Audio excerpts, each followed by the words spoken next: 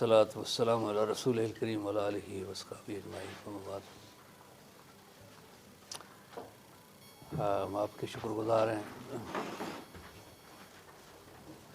کہ آج آپ نے ملاقات کا موقع فراہم کیا۔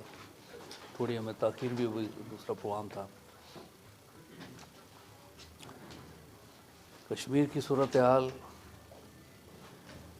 اس وقت ہم سب کے لیے بہت ہی باعث تشویش ہے کہ پچھلے 4 مہینے سے مسلسل کرفیو کی کیفیت ہے۔ تمام بنیادی انسانی حقوق معطل ہیں اور ہزاروں کی تعداد میں بزرگ، نوجوان اور خواتین، حتیٰ کہ 10-12 سال کی عمر کے اسکول کے بچے، ان کو بھی گرفتار کیا گیا ہے۔ اس ساری صورتحال پر عالمی سطح پر مختلف فورمز کے اندر تشویش کا اظہار کیا جا رہا ہے اور مختلف انسانی حقوق کی تنظیمیں اور پارلیمنٹس، سیاسی ادارے، تھنک ٹینکس، ذرائع ابلاغ بھارت کے ان یک طرفہ اقدامات اور ریاستی دہشت گردی کی مذمت کر رہے ہیں۔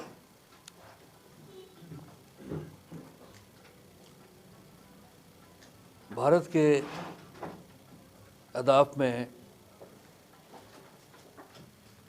تجزیات کے مطابق کوئی 2 ہفتے 3 ہفتے تک کرفیو کا نفاذ تھا۔ وہ یہ سرنڈر کر جائیں گے اور جو کچھ ہم کرنے جا رہے ہیں اس کو وہ تسلیم کریں گے، لیکن الحمدللہ اس سارے جبر و تشدد، ریاسی دہشت گردی کے باوجود تھوڑی سی بھی کرفیو میں نرمی ہوتی ہے تو ہزاروں کی تعداد میں لوگ نکل آتے ہیں اور اپنے غم و غصے کا اظہار بھی کرتے ہیں اور بھارت کے ان اقدامات کو مسترد کرتے ہیں۔ تو اس جذبہ مزاحمت کو دبانے کے لیے جو بھارتی اقدامات ہیں، اللہ کا شکر ہے کہ اس کے باوجود وہاں پر ایک جوش انتقام کے ساتھ، زیادہ غم و غصے کے ساتھ، اور اس میں وہ کشمیری بھی شامل ہو گئے ہیں جو کل باوجود اپنی سیاسی مجبوریوں کی وجہ سے ہندوستان کے ساتھ کھڑے تھے۔ تو اس لیے کشمیر کی آزادی نوشتہ دیوار ہے۔ جو قوم نظریاتی اعتبار سے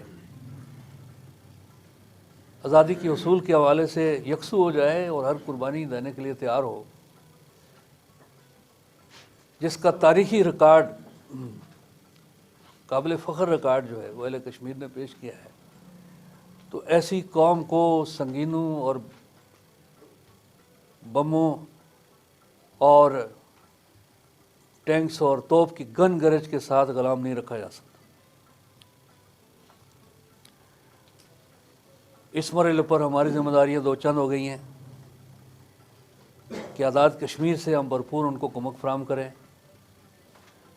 اور پھر حکومت پاکستان، ریاست پاکستان، جو اس مسئلے کی فریق بھی ہے اور ترجمان بھی ہے، وہ عالمی سطح پر وہ مطلوبہ ذمہ داریاں ادا کرے۔ تو اس سلسلے میں جہاں ایک طرف آزاد کشمیر کی ساری سیاسی قیادت نے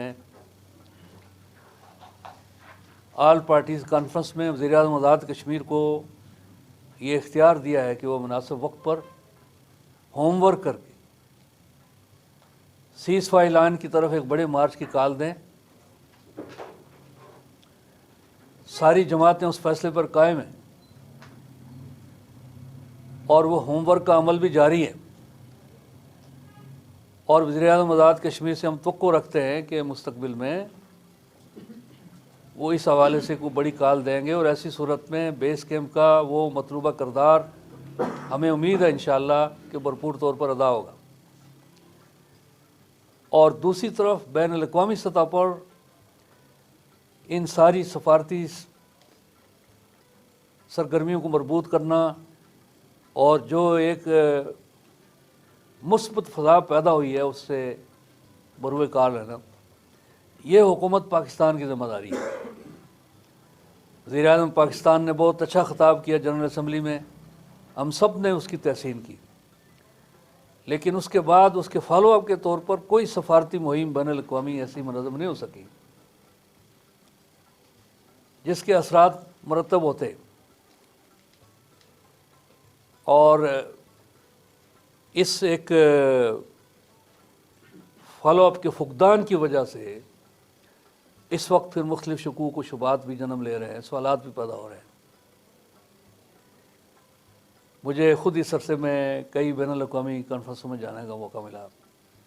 ملائیشیا میں، ترکی میں، برطانیہ میں اور یورپ میں۔ ہم نے یہاں کی صورتحال پہنچائی، آزاد کشمیر کے بیس کیمپ کے جذبات لوگوں تک پہنچائے، عالم اسلام اور عالم انسانیت کو اپنی ذمہ داریوں کی طرف متوجہ کیا۔ تو الحمدللہ ہمیں یعنی ہر ملک میں اپنی توقع سے بڑھ کر ایک تائید حاصل ہوئی۔ تو اپنے اس تجربے کی بنیاد پر ہم یہ کہہ سکتے ہیں کہ اس وقت ایک خوشگوار فضا موجود ہے۔ حکومت پاکستان ایک بھرپور بین الاقوامی سفارتی مہم کا اہتمام کرے، OIC کا سربراہ اجلاس بلائے، اور پھر وزیر اعظم پاکستان نے جیسے کشمیری قیادت سے مظفر آباد میں وعدہ کیا ہمارے ساتھ میٹنگ میں کہ وہ اہل کشمیر کی ترجمان کی حیثیت سے ساری دنیا میں جائیں گے، خود بھی جائیں گے، وفود بھی بھیجیں گے، تو وہ اس کا اہتمام کریں۔ اور بیس کیمپ جو تحریک آزادی کشمیر کا 1947 میں قائم ہوا، جس چارٹر کے ساتھ قائم ہوا، آج ضرورت اس امر کی ہے کہ اس کردار کو بحال کیا جائے۔ تو ان سارے حوالوں سے یعنی ایک طرف کشمیر کے اندر اپنے ان بھائیوں کے ساتھ یکجہتی کا ایک پیغام پہنچانا، ان کو یہ احساس دلانا کہ وہ اس جدوجہد میں تنہا نہیں ہے، اس وقت تحریک کا ایک بہت بڑا تقاضا ہے۔ حکومت پاکستان کو اپنی ذمہ داریوں کی طرف متوجہ کرنا اور بین الاقوامی اداروں اور برادری تک یہ پیغام پہنچانا کہ وہ اپنی ذمہ داریوں کو ادا کرے۔ اقوام متحدہ کی ذمہ داری ہے۔ ہم نے لندن کی کانفرنس میں بھی کہا، برٹش پارلیمنٹ کے اندر، کہ اب وہ وقت آ گیا ہے کہ اقوام متحدہ بھارت کے خلاف سیاسی، سفارتی، فوجی اقدامات کرے۔ اقوام متحدہ کے چیپٹر نمبر 7 کے مطابق ایسا ملک جو دنیا کے امن کے لیے خطرہ بن جائے، جو بنیادی انسانی حقوق پامال کر رہا ہو، جو بین الاقوامی قوانین کی دھجیاں اڑا رہا ہو، تو پھر اقوام متحدہ اپنے چارٹر کی روح سے اختیار رکھتی ہے، جیسے انہوں نے ایسٹ تیمور میں کیا، جیسے انہوں نے جنوبی سوڈان میں کیا، جیسے بے بنیاد الزامات کی بنیاد پر انہوں نے عراق پر حملہ کر دیا، افغانستان کو تاراج کیا۔ تو ہندوستان ایک فٹ کیس ہے اس وقت۔ نریندر مودی کا فاسسٹ وہ فلسفہ جو دنیا کے امن کے لیے خطرہ بن چکا ہے، جو ایٹمی جنگ کی دھمکیاں دے رہا ہے، جو لائن آف کنٹرول پر مسلسل جو ہے ایگریشن کر رہا ہے، اور مقبوضہ کشمیر کے اندر بدترین انسانی حقوق کی پامالی، اس کے سارے ریکارڈ وہ مات کر رہا ہے۔ تو اس لیے ہم نے دنیا کے ہر فورم پر یہ مطالبہ کیا، اس مطالبے کو دہرا رہے ہیں کہ دنیا کو تباہی سے بچانے کے لیے اقوام متحدہ اپنے اس مطلوبہ کردار کو ادا کرے، بھارت کے خلاف اقتصادی اور معاشی اور وہ فوجی اقدامات کرے تاکہ بھارت مجبور ہو اس ظلم اور ستم کو بند کرنے کے حوالے سے بھی، اور کشمیریوں کے اس جائز حق کو وہ جس وعدہ پورا کرے جس کا اس نے کیا اور عالمی برادری نے بھی کیا ہوا ہے، اور پھر بیس کیمپ کا وہ کردار۔ تو ان سارے حوالوں سے 22 اگست کو ایک بڑے مارچ کا دسمبر کو ایک بڑے مارچ کا اسلام آباد میں جماعت اسلامی پاکستان، جماعت اسلامی آزاد کشمیر دونوں نے مل کر فیصلہ کیا ہے اور یہ صرف جماعت کا ایک پروگرام نہیں ہوگا، بلکہ اس کو ہم ایک قومی پروگرام بنانا چاہتے ہیں۔ ہم آزاد کشمیر کی ساری قیادت سے بھی، پاکستان کے قومی قائدین سے بھی، سول سوسائٹی، اہل دانش، اہل قلم، سب سے یہ اپیل کر رہے ہیں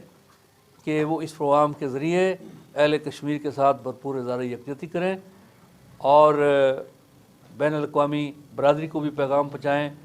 اور حکومت پاکستان کو بھی یہ پیغام پہنچائیں کہ وہ اس موقع پر اپنی ذمہ داریوں کو ادا کریں۔ یہ چند گزارشات ہیں، آپ کی طرف سے کوئی سوال ہوگا تو میں ویلکم کروں گا۔ آپ کا بہت شکریہ۔